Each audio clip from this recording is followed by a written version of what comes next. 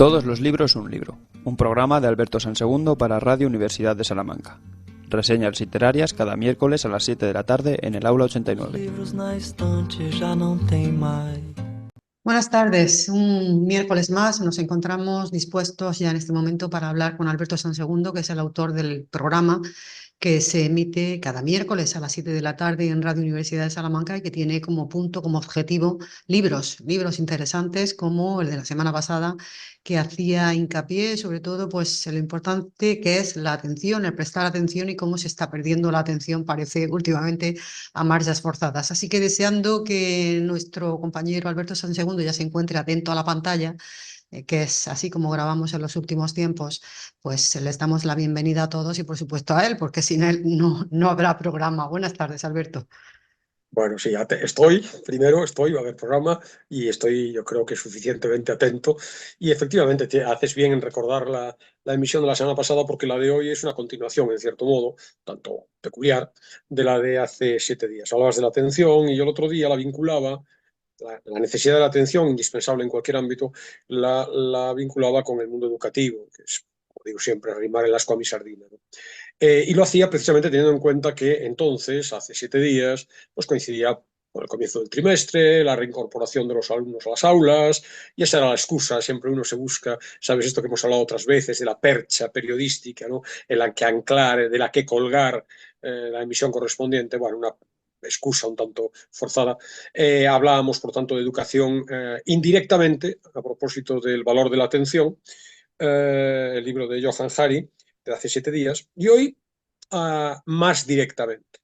Hoy la educación está en el núcleo central de lo que quiero comentar, y ello me ha planteado, en el libro que traigo, me ha planteado dudas, que ya anticipaba también hace 7 días. Dudé mucho esta semana de si presentar este libro o no presentarlo, ¿no? Claro, porque es muy interesante, extraordinariamente interesante, y eso es lo que me ha decidido, pese a los obstáculos que ahora contaré, traerlo aquí. Los obstáculos es que es un libro, yo creo que en todos los muchos años, ya empezamos en 2010 con todos los libros un libro, del programa. No me hables de años, Alberto, cómo se pasan los siglos Sí, sí. prácticamente, ¿eh? Que parece que fue ayer, ¿no?, cuando empezaban estos programas. Y bueno, para muchos de nuestros oyentes jóvenes de la universidad, la noción de siglo sí que le queda lejos, porque son todos nacidos en este, pero nosotros sí que podemos Nosotros hablar en hemos plural. conocido 2 Sí, siglos. sí, nosotros Eso hemos conocido un par de siglos. mm. No creo que demos para muchos más, pero en cualquier caso, estos dos no nos los quita nadie, ¿no? Entonces, bueno, la duda de esta semana era, ¿lo pongo o no lo pongo? ¿Hablo o no hablo de este tema?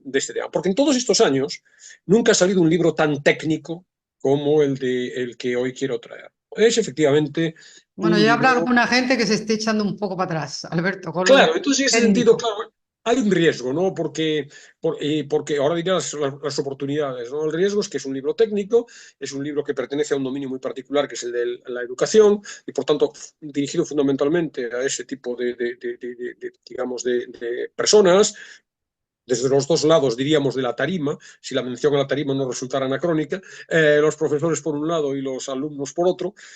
Pero pese a ello, es un libro que interesa, yo creo que a cualquiera. Por otro lado, además, en el universo de, por un lado, profesores y por otro lado, alumnos, cubrimos un porcentaje altísimo de población, un porcentaje altísimo de posibles destinatarios. Si además restringimos y decimos estamos en el ámbito de la Universidad de Salamanca, la emisora universitaria, por tanto, tampoco resulta tan descabellado el hablar de algo, aunque sea técnico, ahora entraremos, técnico pero muy vivo, apasionante, de lectura muy atractiva. Tampoco resulta tan descabellado traer un libro de estas características, ¿no? Si encima consigo yo, el libro yo creo que lo hace, pero consigo yo persuadir a nuestros oyentes de que esto interesa a cualquiera, este libro interesa a cualquiera que aprenda o quiera aprender. Este es el título, ¿Cómo aprendemos?, con un subtítulo muy revelador: una aproximación científica al aprendizaje y a la enseñanza.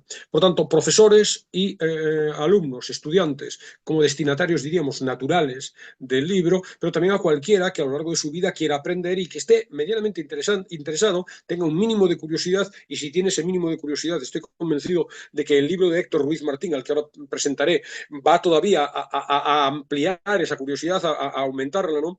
Yo creo que cualquiera que esté interesado por bueno, saber cuáles son esos procesos. Tan de moda está en este momento la neurociencia, ¿no? Aplicada a la educación. Cuáles son los procesos por los cuales aprendemos, por los cuales recordamos, la memoria, el olvido, las estrategias más adecuadas para sacar rendimiento a nuestro estudio, en el ámbito que sea. Ya no estoy diciendo simplemente en el ámbito universitario, en el ámbito escolar de secundaria, ¿no? Un libro, insisto... Y para todas las edades, porque es la gran pregunta que yo me estoy haciendo en este momento, Alberto, si cuando se van cumpliendo años se pierde ese poder o esa capacidad de aprendizaje, ¿no? Que bueno, los científicos seguramente están discutiendo sobre esto. No sé si hay una verdad en ese sentido. Yo me imagino que con el deterioro natural que conlleva, bueno, cualquier dimensión de nuestro organismo, también nuestro cerebro es evidente, ¿no? Y no hace falta recurrir al triste ejemplo de enfermedades como el Alzheimer, que efectivamente supone un deterioro cognitivo. Pero sin ese tipo de circunstancias, la capacidad de aprender está viva permanentemente. Se trata de que queramos, es más, es bien recomendable precisamente para evitar o para por lo menos paliar ese deterioro cognitivo, ¿no? De manera que sí, yo creo que cualquiera, bueno, yo no soy precisamente un niño y me creo todavía con capacidad de aprender, me muero de ganas de aprender, es uno de los motores que mueve mi vida, la curiosidad y el interés por aprender cosas nuevas, y estas estrategias, que la verdad sea dicha y puede resultar petulante, muchas de ellas de un modo intuitivo y no tan intuitivo, a base de ensayo-error, después de décadas de profesor, uno practica, te das cuenta que vienen corroboradas en muchos casos por los estudios científicos. Ahora hablaremos del enfoque del libro, y por lo tanto pueden seguir siendo aplicadas a cualquier edad, ¿no? E insisto, en cualquier situación, evidentemente, para el que profesionalmente se dedica a enseñar y por tanto debería conocer cuáles son los resortes que debe tocar en los destinatarios de su enseñanza para que de verdad se aprenda, ¿no? Y también, del otro lado, los alumnos que muchas veces no saben estudiar, no saben aprender, aprenden de una manera inconsistente, que no se consolida, que no pasa realmente a su conocimiento profundo, ¿no? Bueno, es un libro muy, muy, muy interesante. Y esto que voy a decir, yo creo que contribuye voy a decir el verbo que no me gusta nada, a vender ese interés que tiene el libro, pero a la vez puede resultar disuasorio, ¿no? Yo tengo en este libro como mínimo, en mi lectura de este libro, como mínimo 200 notas de lectura.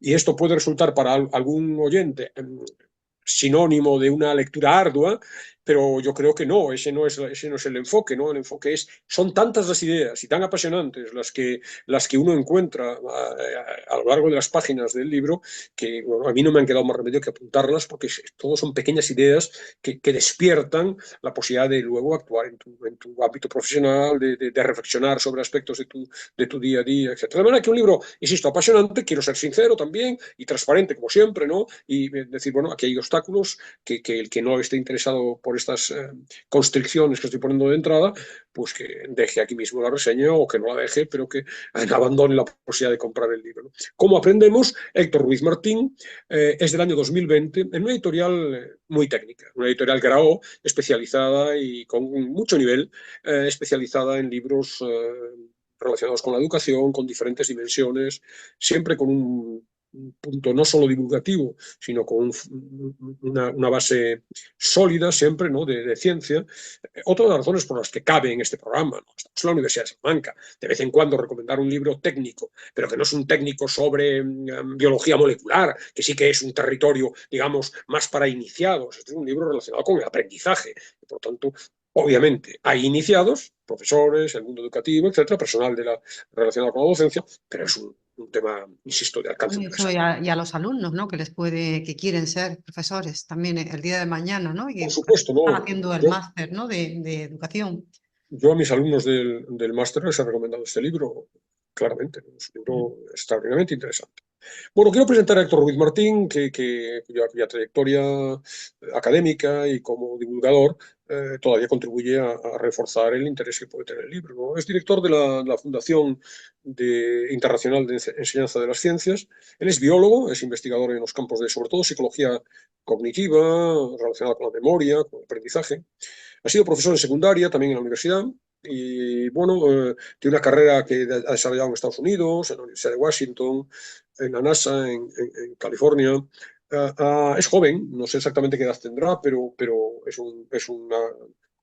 está en torno a 50 años. Tiene muchos libros publicados, unos cuantos publicados en nuestro país: Aprender a aprender, Los secretos de la memoria. y se ha desempeñado como asesor de diferentes gobiernos e instituciones educativas, tanto en España como en Latinoamérica y también creo que en Asia. ¿Cómo aprendemos? Tiene este subtítulo que ya lo dice todo, ¿no? Una aproximación científica al aprendizaje y la enseñanza. Y esta idea de la ciencia por medio me parece muy reveladora. En el capítulo introductorio, Ruiz Martín deja muy claro cuáles son bueno, el objetivo y el planteamiento del libro.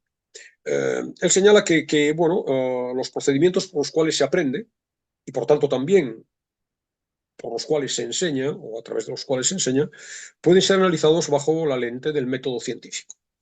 Por lo tanto, hay evidencias, los muchos estudios que se han hecho sobre el mundo educativo nos trasladan una serie de evidencias consolidadas y que, por tanto, esas evidencias deben ser empleadas para tomar decisiones tanto individuales, a título particular, como docentes, como también, y como estudiantes, como colectivas, como administraciones, para organizar, gestionar las políticas educativas de los diferentes gobiernos para mejorar las prácticas educativas.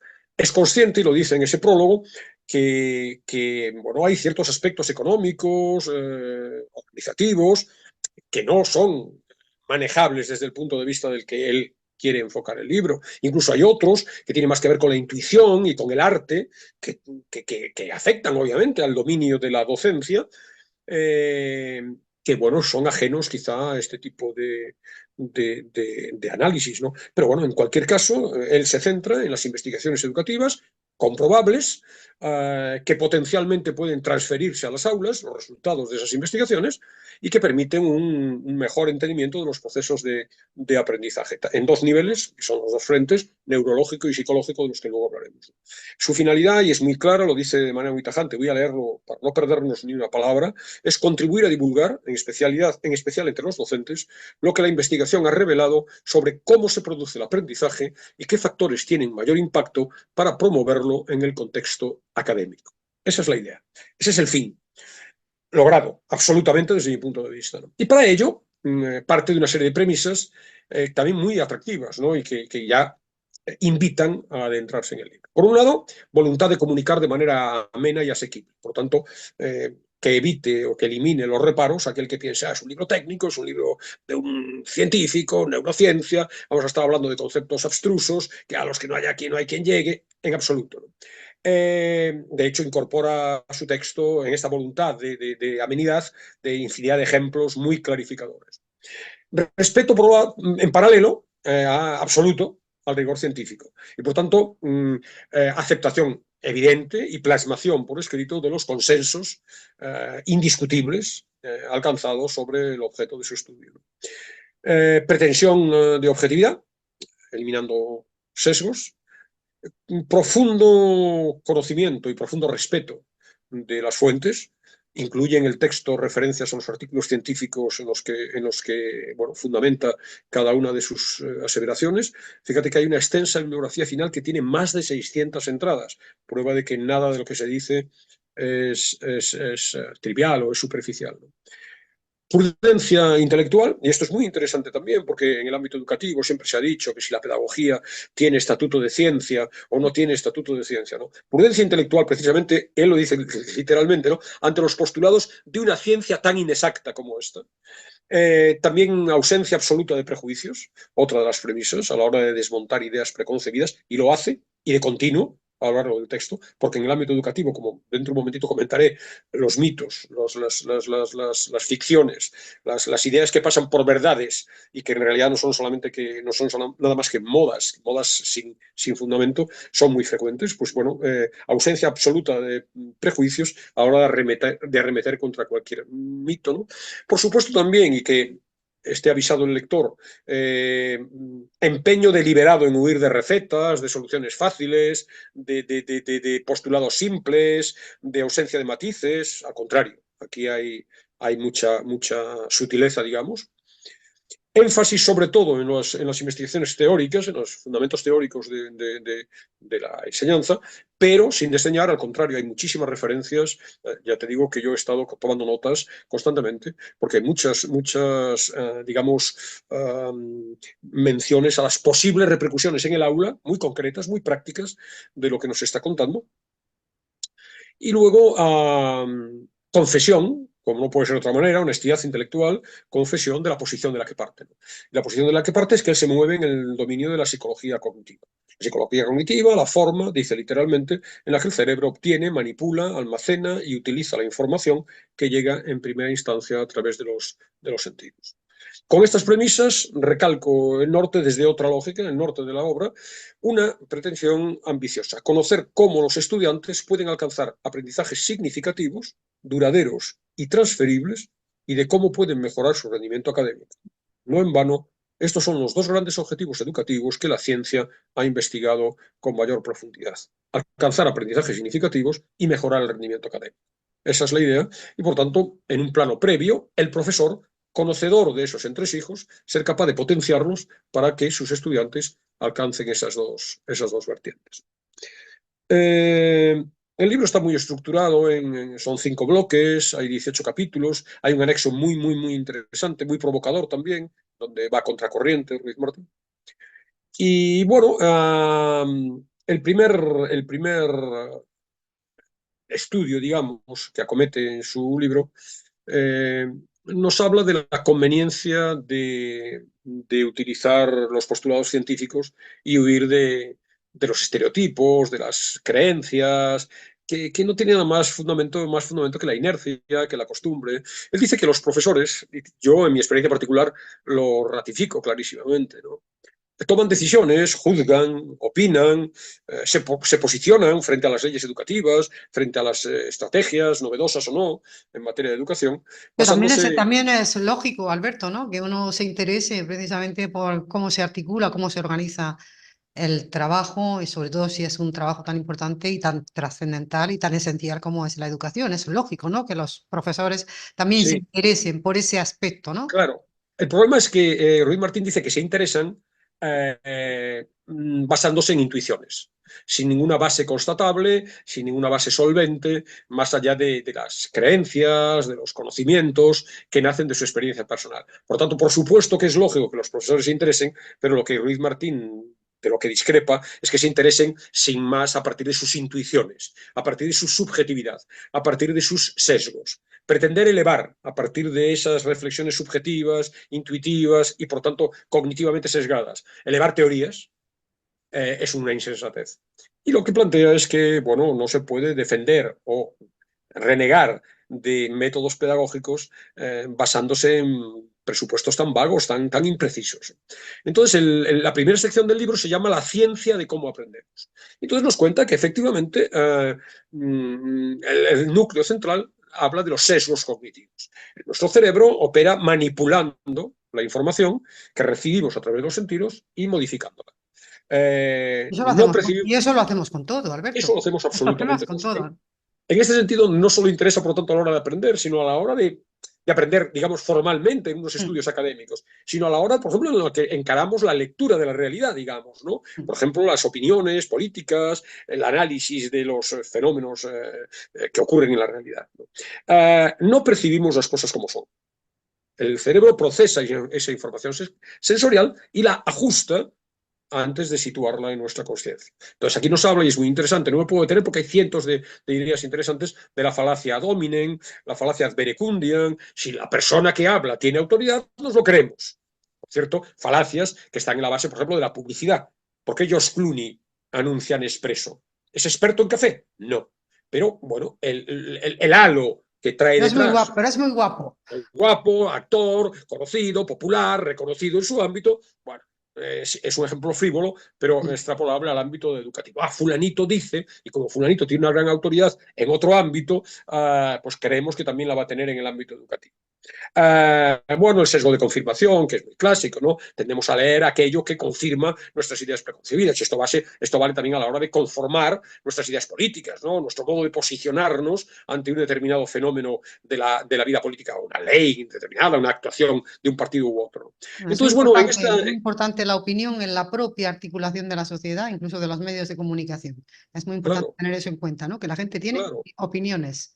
y sesgos. Claro, y entonces en ese sentido dice, bueno, profesores, vaya usted más allá de la experiencia personal, ponga en juego otro tipo de estrategias para eliminar esos sesgos, o por lo menos para mantenerlos a raya, y ahí lo que propone, ¿cuál es ese método que permite eliminar sesgos subjetivos, que permite objetivar, que permite, encontrar respuestas más o menos objetivas? Pues es el método científico como antídoto a los sesgos, ¿no? Y ahí tenemos, pues, por infinidad de ideas interesantes. Por ejemplo, el método científico, rasgos que lo definen y que podrían ser aplicados al ámbito de la investigación o del análisis sobre la educación. La fórmula de ensayo-error, evidentemente, que es, por cierto, como hemos aprendido los que somos profesores de generaciones ya muy pasadas, ¿no? Yo ni siquiera hice el equivalente a un máster, o lo que antes del máster de formación del profesorado era un CAP, ¿no? Tú llegabas allí, desembarcabas, utilizo el verbo adrede, desembarcabas por primera vez en tu vida en un aula, por primera vez en tu vida del otro lado del pupitre, digamos, ¿no? Desembarcabas en el aula y ibas aprendiendo a base de meter la pata, y te ibas dando cuenta de que esas estrategias funcionaban, estas no, según tu grado la profundidad de tu análisis, lo detallado o sutil que pudiera ser en la lectura de tu propia experiencia docente, ibas modificando más cuestiones, ¿no? Pero en definitiva, bueno, por ejemplo, la importancia de establecer relaciones de causalidad y no de correspondencia. Entonces, podemos poner un ejemplo muy significativo. Entonces, muy divertido, porque hay un punto de humor muy atractivo también, ¿no? Hay unas estadísticas que son claramente coincidentes. La correlación entre el número de divorcios en el estado de Maine y el consumo de margarina per cápita. Claro, son dos estadísticas que casualmente coinciden en las curvas, pero que por lo tanto hay una correspondencia, pero de ahí no puedes inferir una causalidad. El uso de margarina no está conectado a los divorcios, Con los divorcios. salvo que le tires la margarina a tu pareja, ¿no? Pero si no parece que haya una conexión. Bueno, pues esto estamos operando constantemente en todos los ámbitos, en el educativo en particular, extrayendo de correspondencias conclusiones que pretenden ser de causalidad, ¿no?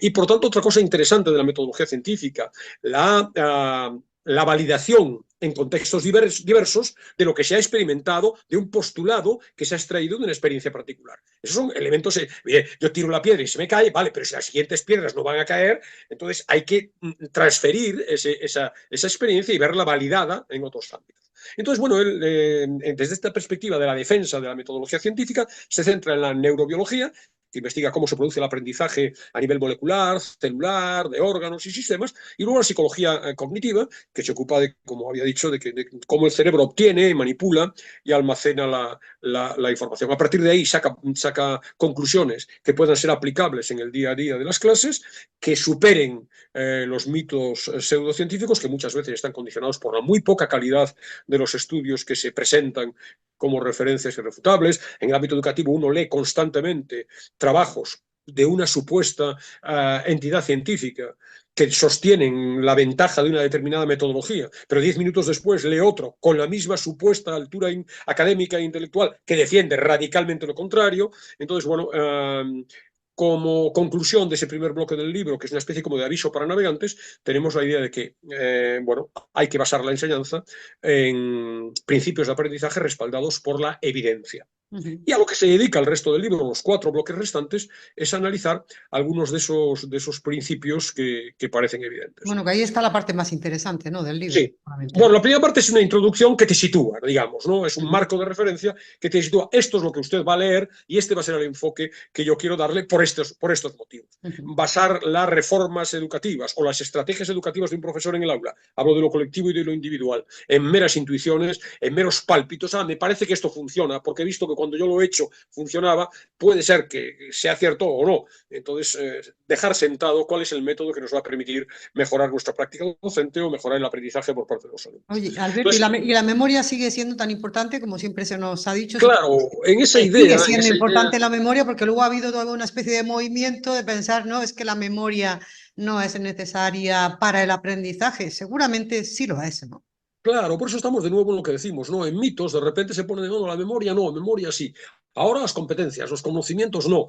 Bueno, ¿a qué me agarro? A la moda, a las sucesivas modas que van sustituyendo, en el caso de España, la idea de sucesivas y muy constantes cambios, ¿no? Novedades, ¿no? Porque como saben nuestros oyentes, las leyes educativas en nuestro país se multiplican, ¿no? Cada vez que un nuevo partido sube al poder, elabora su propia ley educativa, de tal manera que en los años de democracia tenemos cerca de una decena, ¿no?, de normas educativas que se inspiran en general en principios distintos. ¿Basados en qué? ¿No? En evidencias. Bueno, entonces el segundo bloque del libro, hecha este introductorio, se dedica precisamente a eso, a los procesos cognitivos del aprendizaje. Y ahí estudia, pues, por ejemplo, los fenómenos relacionados con la memoria, ¿no? Entonces, bueno, él habla de fundamentalmente 3 tipos de memoria: la memoria sensorial, que es la que recibimos a través de los sentidos y que la mantiene unos segundos. De repente vamos por la calle, vemos algo, pero eso se nos olvida al cabo de poco tiempo. Luego la memoria, digamos, a corto plazo, que es lo que se llama la memoria de trabajo, que son activa los procesos mentales que nos permiten, bueno, mantener, manipular la información a la que le estamos prestando atención en cada momento. Y luego la interesante, claro, la potente, la que de verdad solemos referirnos a ella como memoria, es la memoria a largo plazo, la que permite que recuperemos una información que la hemos percibido sensorialmente en una primera instancia y que luego le hemos dejado de prestar atención desde el punto de vista de la memoria del trabajo cuando ya no nos ha interesado, cuando ya no la hemos necesitado. Entonces, bueno, en este sentido, las ideas interesantes de Ruiz Martín es que, bueno, no cabe memoria, no cabe aprendizaje sin recuerdo, sin memoria. Entonces, bueno, aquí nos cuenta, claro, ideas como profesor interesante. Solo aprendemos cuando activamos los conocimientos previos relevantes y los conectamos con el objeto del aprendizaje. Por lo tanto, esto es básico, claro, y eso sabe cualquiera, incluso intuitivamente. Tú no puedes aprender física nuclear de cero, tienes que tener unos conocimientos previos y a partir de ahí, por tanto, ahí estaría la estrategia educativa del profesor de ir, a partir de conocimientos previos, ir poco a poco incrementando, ampliando, digamos, los círculos concéntricos, ¿no? Ir ampliando para que el alumno, el estudiante, el que aprende, y en tu propia casa, sin necesidad de un profesor, vayas enlazando lo que ya conoces con lo que está por conocer. Pero lo que es interesante es que tiene que haber conocimientos previos. Y esto es una de las polémicas actuales. No, es que no hace falta memorizar. No, tú necesitas tener conocimientos previos para partir. Tú no puedes establecer espíritu crítico, un análisis, digamos, autónomo, con iniciativa, para resolver problemas en torno a lo que quieras, las ecuaciones de segundo grado, si antes no sabes un mínimo de matemáticas. Y esa es la idea, la importancia de los conocimientos. Pero conocimientos significativos. Pensamos, aprendemos, dice Ruiz Martín, y es otra experiencia constatable, sobre aquello que pensamos en términos de significado. Esa es la razón por la que nos cuesta muchísimo memorizar los números de los listines telefónicos, porque es imposible pensar en ellos en términos de significado. En otras palabras, claro, hay que entender aquello que aprendemos, y para entenderlo hay que conectarlo con un terreno que ya está sembrado para que en él germinen las nuevas ideas, ¿no? Es muy interesante también, a mí me interesa mucho desde el punto de vista personal, porque lo que ves en las, entre comillas, yo le llamo con un cierto tono despectivo, que no quiero que suene feo, le llamo moderneces. Está este énfasis un poco sacralizador del learning by doing, del aprender haciendo. Y claro, lo desmonta, ¿no? Porque dice que en realidad la clave es learning by thinking. Aprendemos pensando. Es verdad que si yo quiero aprender en bicicleta, andar en bicicleta, no leo una tesis doctoral acerca de cinética. Y en algunas cuestiones, si tengo que cambiar un enchufe, probablemente la mejor forma de aprender sea haciéndolo. Pero claro, sin pensar, en ese sentido, una clase convencional, leer un libro, son un método de aprendizaje activo. En este momento se contrapone la lección magistral, que supuestamente es un señor que habla y al lado hay alguien en silencio, que no interactúa, etc., con una forma negativa de aprender frente al hacer que hay jueguecitos. Pero ¿cuál es ese sentido si no le sacas partido? Luego hablaremos de los jueguecitos, ¿no? Entonces, bueno, prácticas docentes, postula la necesidad de prácticas docentes que garanticen que los alumnos piensen, reflexionen sobre aquello que están aprendiendo. Evidentemente, el topicazo que ya nadie sigue de la lista de los Reyes Godos aprendida de memoria no tiene sentido ninguno. Pero que tú tienes que memorizar cosas parece evidente. Entonces, bueno, un cambio en ese sentido en el papel del profesor, porque el profesor no solamente expone, sino que además dirige, orienta la reflexión, el razonamiento, ¿no? La importancia de las preguntas en clase en relación a esta idea de apuntalar. Yo, por ejemplo, si un alumno me pregunta en clase, yo tiendo a rebotar la pregunta al aula, ¿no? Porque la actividad del alumno es importante, que en el sentido de repetir pensar, el ver el sentido, ¿no? Son así, suelen ser así las clases, por ejemplo, ya con estudiantes de las edades que tú tienes, suelen ser así las clases, que hay preguntas, que hay de todo. hay ese feedback, esa interactividad, esa interacción, ¿no? Para hacer un poco la clase entre todos, ¿no? Yo no soy quizá el más representativo para hablar de esto porque soy muy crítico, muy exigente y tengo una visión un poco apocalíptica, ¿no? Yo veo a mis alumnos en todos los ámbitos, tanto en secundaria. Yo en secundaria doy clase en ciclos formativos de grado superior, chicas, porque son ciclos sanitarios, porque las profesiones que estudian los alumnos de mi centro están muy feminizadas, de 18 a 20 años, con el bachillerato terminado. Y luego en el máster, alumnos con un grado ya terminado y que están haciendo el posgrado para ser profesores. Y, y no te creas, es decir, en la facultad quizá un poco menos, ¿no? Pero en los institutos, incluso con gente que ha terminado un bachillerato, prefieren lo fácil, prefieren lo simple. Y lo simple yo lo digo siempre de broma, no sé si incluso alguna vez lo habré repetido aquí, ¿no? Por ejemplo, un modelo de examen, la evaluación es muy interesante y se analiza también aquí. Un modelo de examen que nuestros alumnos prefieren. Yo les dejo, y esto sí que lo he comentado, les dejo hacerlo con todo tipo de apuntes, de libros, de materiales, ¿no? Cualquier examen. Y no quieren. Les doy la opción de elegir y no quieren. Quieren hacerlo convencional, porque el tipo favorito es, dime, primera pregunta, la página 18 de los apuntes, por la parte de atrás, a la altura del fosforito amarillo. Y estoy caricaturizando. Yo tuve un profesor que daba las clases de esa manera y bueno, eso es horrible, ¿no? Eso es horrible porque no se aprende nada, no se aprende nada así. Pero no tiene sentido. Memorizas a los 5 segundos. Yo el primer día de clase les pregunto a mis alumnos si estarían en condiciones de examinarse de alguna de las materias que 3 meses antes, estoy hablando de septiembre, que 3 meses antes en junio han aprobado, sin estudiar nada. 30 segundos después os pongo un examen, después de haber dicho esto, os pongo un examen sobre la materia que queráis del año pasado. ¿Aprobaríais? El porcentaje de gente que dice que de ninguna manera es muy grande, ¿no? Lo que quiere decir que estudiamos. Conocimientos con fecha de caducidad. Esto está en el libro. La memoria no es esto. La memoria es algo que se consolide y que puedas recuperar Pero y que puedas transferir. quizás también los planes de estudios andan muy perdidos, Alberto, ¿no? Aunque yo, fíjate, yo estoy opinando de un tema Sí, que no no te conozco para creas. nada, ¿no? Pero los planes de estudio quizás está desaprovechando mucho ese tiempo de aprendizaje, de conocimiento. No estoy seguro, ¿no? Yo creo que sí que se actualizan, pero no sé si se actualizan de manera conveniente, porque las modas educativas, sobre todo en secundaria, están muy presentes, ¿no? Entonces yo estoy muy en contra de las modas educativas por la misma razón por la que lo está Ruiz Martín, ¿no? Que es que en un porcentaje muy alto no están consolidadas, no obedecen nada más que, bueno, ahora está de moda, ¿no? O incluso, por ejemplo, el uso acrítico de la tecnología, ¿vale? ¿Cómo no? Estamos en un mundo tecnológico, deben manejar la tecnología, pero de ahí a no sopesar pros y contras, bueno, de estas cosas indirectamente, muy indirectamente, el libro se centra más en cuestiones de fondo que no en sus ramificaciones, ¿no? Pero todas estas cosas están presentes en el... Una de las ideas clave, y bueno, me derivo, ¿no? Pero es un tema que me apasiona y por lo tanto puedo estar 15 horas hablando. No te asustes, ni tú ni tus oyentes, cortaremos cuando haya que cortar. Y Pero tus oyentes. claro, yo pienso, claro, planteo a mis alumnos, ¿no? ¿Cuál es la finalidad última de lo que hacemos, ¿no? Un profesor es alguien que está reflexionando permanentemente acerca de la educación. Hay infinidad, prácticamente en una hora de clase hay 8, 10, 15, 20, 50 ocasiones para reflexionar acerca de la práctica docente, porque todo tiene trascendencia. Muchas de esas 8, 10, 50 elementos están en el libro. Por ejemplo, es muy interesante con respecto al modo en este capítulo todavía de los procesos cognitivos, muy interesante la referencia a la conveniencia de plantear a los estudiantes dificultades. Dificultades, obviamente, con posibilidad de logro, ¿no? Retos cognitivos, circunstancias que dice literalmente que cognitivamente nos lo pongan más difícil, pero no imposible, lo que repercutirá en una mejor consolidación del aprendizaje a largo plazo. Parece una evidencia muy, muy claramente demostrada que cuanto más esfuerzo cognitivo conlleva la evocación, el recuerdo, mayor es su impacto en el aprendizaje. Si leemos, como hace todo el mundo, los apuntes unos minutos antes, eso no sirve para nada. Tiene que haber esfuerzo cognitivo.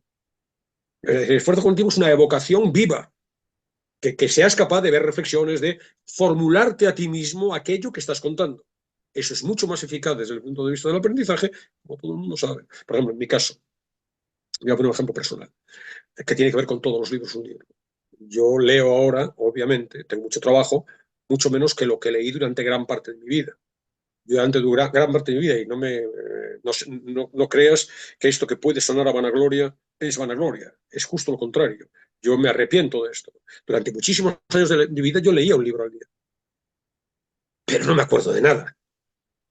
Ahora, desde que hago los programas de radio, me veo obligado a leer el libro, pero tengo que reflexionar sobre él, sistematizar las ideas fundamentales, porque las tengo que contar de una manera medianamente ordenada. Y por tanto, mi aprendizaje, mi saber, con mucha S minúscula si quieres, pero mi saber es mucho más grande ahora que el de entonces. Porque entonces era, sí, muy placentero, porque a mí lo fundamental, el desencadenante de la lectura es que me gusta muchísimo, ¿no? Entonces terminabas un libro y al día siguiente empezabas otro, y te lo terminabas, y te ibas de viaje en Madrid, y en 2 horas te caía un libro de una no demasiada extensión, ¿no? Entonces, el esfuerzo. El esfuerzo, cuanto más esfuerzo cognitivo haga, y esos son consejos, y aquí salen corolarios que un estudiante puede aplicar. No puede dejarse llevar por lo fácil, ¿no?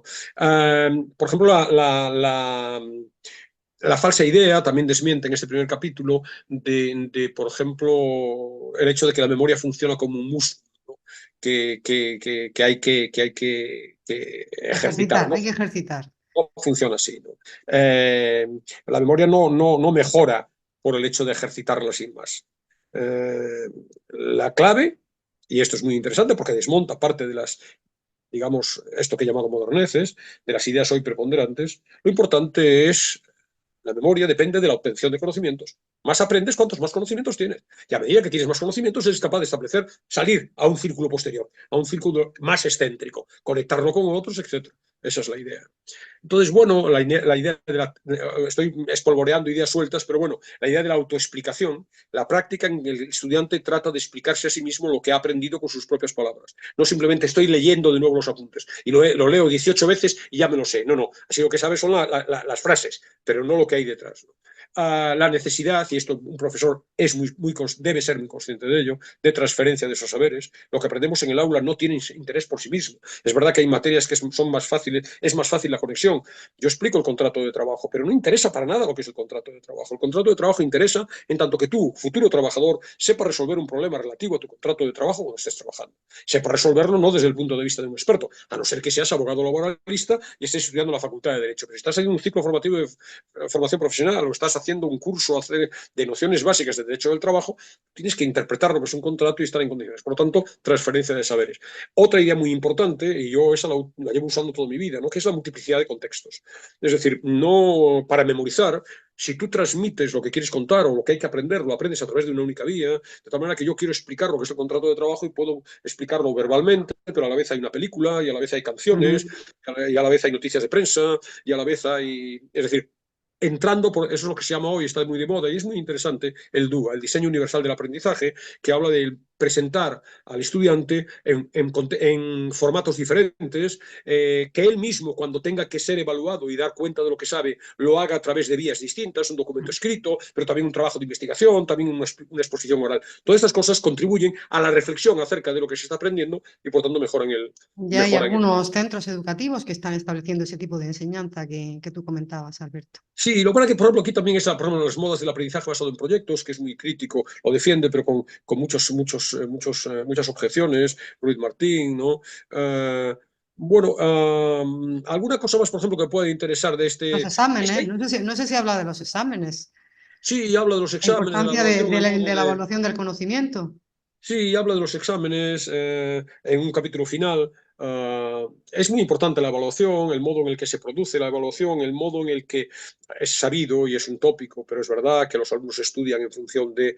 Estudian, no estoy hablando de aprenden, estudian y por lo tanto el modo en el que estudian condiciona lo que aprenden, estudian en función de cómo van a ser evaluados. De manera que si la evaluación es un test, van a estudiar para el test y eso significa que van a aprender fogonazos.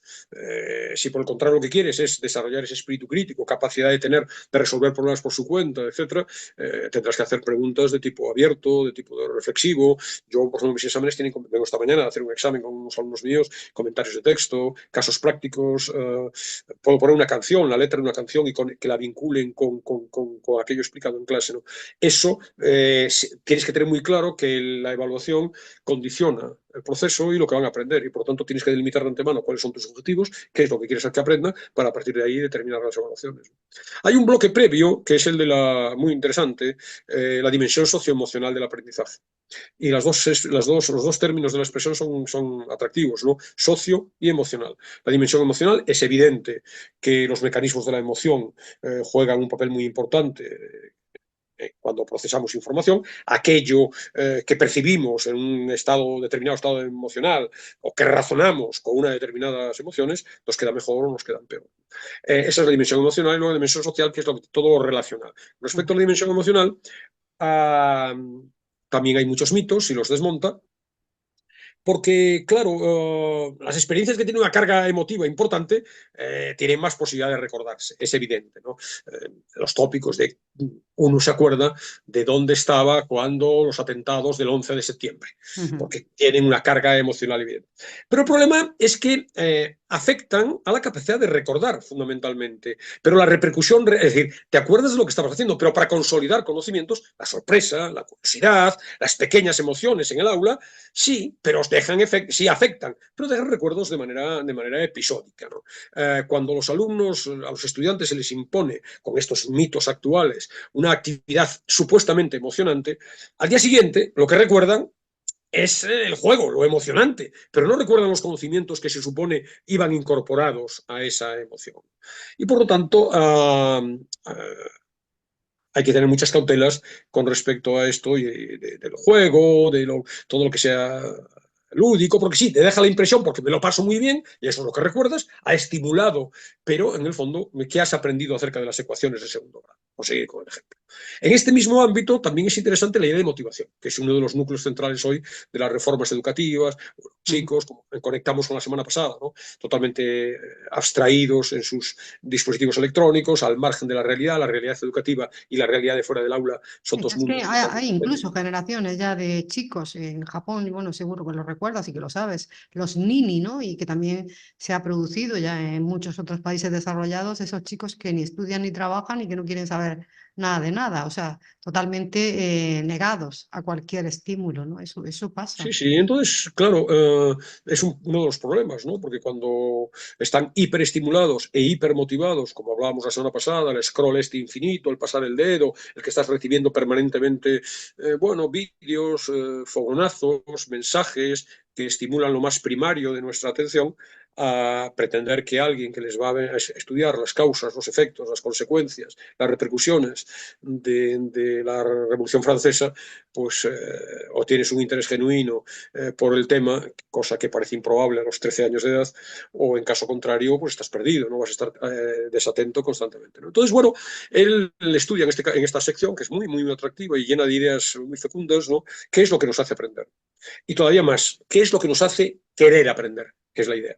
Es la idea clave, ¿no? Entonces ahí, bueno, reflexiones sobre la importancia de los objetivos, dejar muy claros los objetivos desde el punto de vista, si quieres, institucional, la escuela, del profesor, pero también la propia persona. Y esto vale para la vida en general. La motivación en general, no solamente la motivación para estudiar.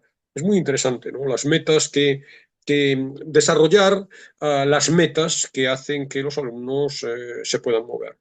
Es de motivación, motor, moverse, tienen evidentemente pertenecen a un campo semántico idéntico. Queremos que se muevan y no queremos que se muevan, queremos que se muevan en la dirección que queremos que se muevan. Es decir, queremos que se muevan para estudiar con pasión, para interesarse y aprender y tener curiosidad por la Revolución Francesa. Entonces, bueno, se estudian los procesos que hacen que el alumno se esfuerce más y quiera dedicar más tiempo y más atención a un objeto de aprendizaje, ¿no? Que los alumnos estén motivados, no, que los alumnos estén motivados para aprender lo que nosotros queremos, ¿no? Entonces, bueno, aquí hay infinidad de pequeñas estrategias, ¿no? Métodos que potencian el valor subjetivo, trasladar al alumno el valor subjetivo que tiene el estudio, que tiene el aprendizaje, incrementar las expectativas del alumno, que muchas veces están bajo mínimos, ¿no? No le ven conexión entre y mucho más en estas generaciones actuales, ¿no? En mi época, la escuela sí que estaba asociado a un cierto progreso social, económico, a un avanzar en la sociedad. Y por tanto tú veías una meta. Bueno, a lo mejor no me interesa la Revolución Francesa, pero sé que Ha haciendo, sido el gran investigando, instrumento de transformación social claro, en nuestro país, la escuela. de desclasamiento, ¿no? Mm. De cambiar de clase social en este sentido. En este momento no lo es y por lo tanto es más difícil, ¿no? Entonces, por ejemplo, dentro de estas estrategias que puede potenciar la motivación, hay una que es obvia, ¿no? Y que no te sorprenderá en mí, ¿no? Leo un párrafo literal del libro. Cuando el docente muestra abiertamente su entusiasmo o su pasión por lo que enseña, con sus gestos, sus expresiones, su entonación y sus palabras, esa emoción se contagia y genera curiosidad en los estudiantes. Se trata de un efecto psicológico que tiene mucho sentido evolutivamente hablando. Si algo puede interesar tanto a un miembro de nuestra especie, quizá es que ese algo es realmente importante y deberíamos descubrir por qué. Por lo tanto, yo hablo muchas veces en las clases a los alumnos del máster de la ejemplaridad del profesor, no solamente desde el punto de vista moral, sino desde el punto de vista de tu implicación. Malamente puedes pretender que tus alumnos desarrollen la curiosidad, el ansia, la pasión por el aprendizaje, si tú entras en el aula convertido en un burócrata, en alguien que está contando los minutos que quedan para que se termine. Es decir, si no transmites esa pasión, y aquí resulta un tópico extraordinario, porque la referencia que voy a citar es muy polémica, tiene también puntos oscuros, pero evidentemente el referente es el Club de los Poetas Muertos, con aquel profesor que era capaz de transformar la vida solamente con su ejemplo. Hay muchas trampas también en esa película, no quiero hablar en este momento de ello, ¿no? Ya hemos hablado hace años ya de algunas películas que hablan de la presencia de los profesores, de algún libro que hablaba recopilaba películas que hablaban de la presencia de los profesores en el cine, ¿no? Me interesa mucho la idea del reto óptimo, pero ya, y esto que sirva para quien no quiere leer el libro, pero le puede interesar desde el punto de vista de la vida. Primero, yo les planteo a mis alumnos de manera muy provocadora, los primeros días de clase, cómo se meten en cama todos los días. Y no solo pregunto, claro, preguntando intimidades, obviamente. A estas alturas, preguntar una intimidad de ese calibre en el ámbito educativo que supone que te manden a Alcatraz automáticamente, sino que ¿cómo te metes en cama? Es decir, ¿qué ha pasado en el día? ¿Te has planteado retos? Hay metas para ti en todos los ámbitos. No lo arrimo solamente a mi sardina, al ascua, ¿no? No, en el ámbito educativo, para estudiar, en todos los ámbitos. Hay retos. Entonces habla Ruiz Martín del reto óptimo. No tiene mucho sentido que el reto sea demasiado exigente, porque no solamente no lo vas a conseguir, sino que va a generar en ti frustración, te va a desmovilizar. Si yo digo ahora quiero irme al Everest y me voy a hacer esta noche los 7.000 primeros kilómetros, yo que me subo a una silla y me da vértigo, pues obviamente voy a volver para la casa con el rabo entre las piernas diciendo soy un fracasado, no consigo nada de lo que quiero, etc. Pero por otro lado, tampoco tiene sentido un reto que no lo es. Es decir, una apuesta tan ligerita, que ni siquiera te cuesta el esfuerzo. Un reto óptimo. Óptimo subjetivo. Lo que para uno es muy exigente, para otro no lo es tanto. Y eso vale para cómo estudio, qué es lo que tengo que conseguir, qué logros en mi vida, quiero dejar de fumar, quiero dejar el azúcar en mi dieta, etc. Retos. Entonces, y eso está estudiado, tiene un aval científico, la importancia de plantearse metas, ¿no? Y luego está también referencias acerca de lo divertido, ¿no? Lo divertido, bueno, sí, está bien, ¿no? Pero el problema no es que tengamos que hacer las clases divertidas. Para aprender no tienen que ser las clases divertidas. Lo que hay que conseguir es que sea divertido para algún estudiar lo aburrido, lo aparentemente aburrido, que sea capaz de apasionarse y de disfrutar, de entusiasmarse. Vuelvo al ejemplo, estudiando la Revolución Francesa. Bueno, la importancia de las creencias y las expectativas, una cuestión muy, muy interesante, porque son las creencias que nos construimos sobre nosotros mismos las que condicionan en gran modo nuestros logros, ¿no? Esas creencias y esas expectativas son falsas, y mucho más en adolescentes. No, es que esto no es para mí, es que esto yo no lo sé Sí, hacer, pues es que el profesor me tiene manía. tienden a minusvalorarse, según dicen los expertos, y sí que tienden a minusvalorarse mucho, a ser Claro, personas muy poco seguras. y además hay una lectura de algo, de la capacidad de aprender como algo rígido. Es decir, dependiente del talento. Y este es otro de los mitos que se desmontan. No es tan verdad, yo no soy inteligente. Sea de esto renunciando a ello de una manera crítica o positiva, da igual, pero no existe esa idea. La literatura científica más solvente con respecto a la materia, nos dice Ruiz Martín, nos señala que son las causas que tienen que ver con la habilidad, con el esfuerzo, las que condicionan en los logros, por encima de las que tienen que ver con factores externos. Esto en el ámbito de la motivación está muy estudiado, la motivación intrínseca y la motivación extrínseca. Si tú pones la motivación extrínseca, el premio, la recompensa, la nota, el látigo, el palo, la zanahoria, no funciona igual que si tú realmente... Y aquí otra idea que está muy bien, la idea de la autoeficacia, ¿no? Y es uno de los elementos desencadenantes de, utilizar la palabra, del éxito, ¿no? Del éxito en el aprendizaje, que es el ser capaz de llevar las riendas, el creer que dependes de ti, que te marcas retos, que si los vas consiguiendo vas avanzando, fundamental, ¿no? La dimensión social del aprendizaje también, hay muchos apartados relacionados con las relaciones, la importancia de las relaciones en el aula, relaciones con alumnos, relaciones entre ellos, las relaciones con los profesores, los docentes que facilitan un clima emocional positivo y expresan entusiasmo por su labor, proporcionan un entorno en que los estudiantes están más motivados para aprender y más predispuestos a cooperar y participar en las clases. Está comprobado con estudios relevantes que lo que los profesores expresamos verbalmente, como lo que transmitimos con nuestro tono, nuestros gestos y nuestra actitud, es interpretado por los alumnos a la luz de sus valores y sus expectativas y acaba repercutiendo en la motivación. Se nos habla del efecto Pigmalión. No puedo hablar de muchas cosas, entonces, aunque me desvíe en algunas y me detenga más tiempo del previsto, pues da igual porque luego no hablo de otras. El libro es muy interesante. El efecto Pigmalión es muy interesante porque, bueno, tiene que ver, como sabes, ¿no? Aquella escultura que hace el artista y que es tan bella, que se enamora y le acaba dando vida, ¿no? Es decir, bueno, y La como tiene moldea, efecto, ¿eh? la moldea, su La moldea y imagen. acaba teniendo vida. Es decir, aquellas expectativas, aquellas profecías que se cumplen, ¿no?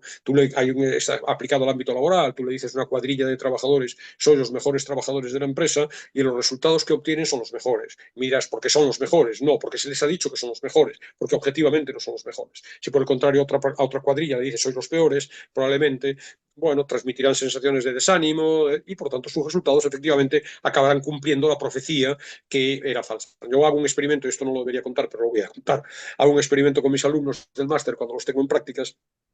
Como la finalidad de las prácticas es la inmersión, es decir, que reproduzcan el mayor número de experiencias posibles de las que se van a produzcan en el aula, en prácticas, el mayor número de experiencias posibles de las que se van a encontrar cuando sean profesores, dentro de esas experiencias está también la evaluación. Entonces yo les digo, mira, vamos a hacer un examen, tenemos ahí un examen con los alumnos del instituto, cuando terminemos os vais a llevar el examen del mejor alumno de la clase y luego el del peor. Os vais a corregir por vuestra cuenta y luego comparamos con mi corrección, hacemos las fotocopias del mejor examen y del peor examen, se los llevan y efectivamente.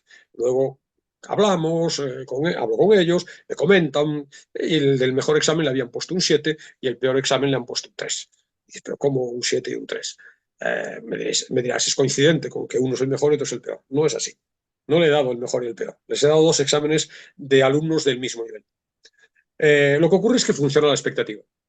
Es decir, como ellos, que funciona para el profesor, los sesgos, y también para el alumno, claro, pero ahora estoy hablando del profesor. El profesor, como sabe la información previa, el sesgo es potentísimo, es el mejor alumno de la clase. Está leyéndolo el examen y dice, uy, qué mal le ha salido. ¿Por qué? Porque lo que es potente es que es el mejor alumno de la clase. La realidad no desmiente la expectativa. La realidad es que el examen no está tan bien como debería estar para alguien que es el mejor de la clase. Un 7.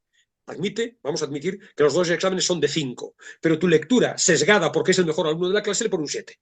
Por el contrario, el otro, como tu lectura sesgada es que el peor alumno de la clase, dices, uy, qué bien le está saliendo. Es más, lo primero que te preguntas es, ¿me habrá copiado? Y luego dices, va, pues venga, un 3. Pero no es verdad. Bueno, la importancia de las expectativas, tanto por parte del profesor, que sea muy consciente para eliminar sesgos, de todo tipo, sesgos, por ejemplo, que tienen que ver con el género, sesgos que tienen que ver con la raza, con el origen étnico, con el origen social, evidentemente.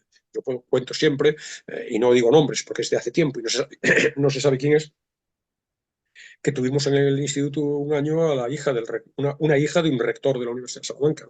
Y todos los profesores sabían que era la hija del rector. Ahí hay unas expectativas previas que ya predisponen. Y ahí se cumple el efecto Pigmalión. De manera inconsciente, tú estás mandando una serie de mensajes a la propia alumna que hace que refuerce, que redoble su esfuerzo, porque se espera de ella un resultado mejor, etc. Conclusión, acaba cumpliendo las expectativas, ¿no? Bueno, en definitiva, me imagino que estoy muy mal de tiempo, por lo tanto, Sí, hay nos infinidad quedan de, como 4 o 5 minutos. Tenemos nada, que ir concluyendo ya, Alberto. hay infinidad de aspectos que no puedo glosar. La reseña del blog es un poco más más amplia. Cierro ya diciendo, por ejemplo, a cuestiones relacionadas con la evaluación, con el feedback, etc. Cierro refiriéndome al último capítulo. Hay un anexo final que se llama mitos pseudocientíficos sobre el aprendizaje o neuromitos educativos, en donde habla de cómo en los centros de enseñanza en este momento proliferan estas supuestas ideas novedosas traídas por la neurociencia, que en la mayor parte de los casos son radicalmente falsas y con argumentos, con fundamentaciones bien solventes. Ruiz Martín las solventa. Un libro, insisto, yo diría absolutamente indispensable para los profesores, muy conveniente para los alumnos e interesante para cualquier lector no vinculado al mundo de la enseñanza, pero que tenga curiosidad intelectual sana por aprender y por tutelar él mismo, llevar las riendas de su propio aprendizaje, ser capaz de, como decir, no solamente en el aprendizaje, en cualquier ámbito de su vida, marcarse metas, motivarse, intentar ampliar sus potencialidades. Nada más lejos de un libro de autoayuda, pero en cualquier caso tiene esa dimensión también que nos puede ayudar a mejorar. Muy bien, Alberto, pues vamos con el fragmento ya para concluir, pero antes preséntanos el tema musical con el que concluirá este espacio de hoy. Sí, el fragmento es un fragmento breve sobre ese último capítulo de los neuromitos. Y la canción, he pensado una relacionada con el mundo educativo, un clásico de The Boonton Rats, el grupo legendario de Bob Geldof, que en 1979 tuvo un hit mundial, ¿no? Con I Don't Like Mondays, esa canción que describe prácticamente a cualquier estudiante que en el mundo ha sido, ¿no?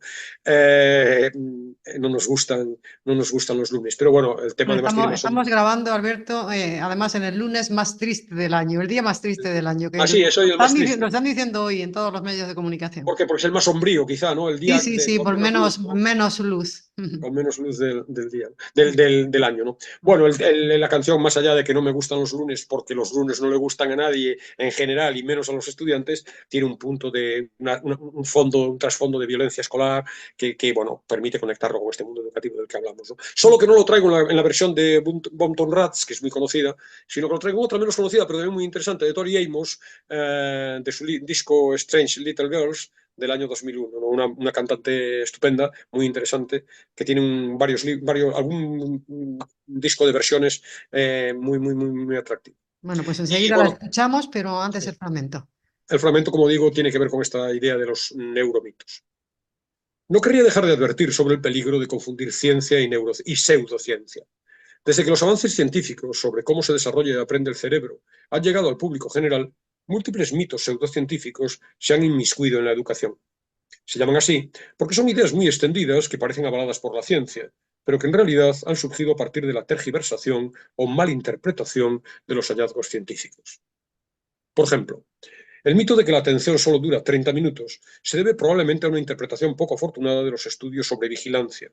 Ese tipo de atención muy intensa que deben mantener profesionales como los vigilantes de la playa o los agentes que inspeccionan minuciosamente el contenido de las maletas que pasan por los rayos X en los aeropuertos. De hecho, el concepto de atención que maneja la ciencia es bastante distinto al significado que le damos cotidianamente. Los métodos pseudocientíficos son un problema porque nos confunden y nos llevan a tomar decisiones y dedicar esfuerzos en favor de prácticas que no cuentan con ninguna evidencia, mientras nosotros creemos que sí. En general conllevan un coste de oportunidad. Perdemos un tiempo valiosísimo que podríamos haber dedicado a actividades más efectivas. También pueden conllevar pérdidas económicas y, en el peor de los casos, pueden llegar a tener un impacto negativo en el aprendizaje. Este último sería el caso de algunos métodos de enseñanza de la lectura, que no son solo poco efectivos, sino que además dejan atrás a los niños con menos oportunidades de aprender a leer.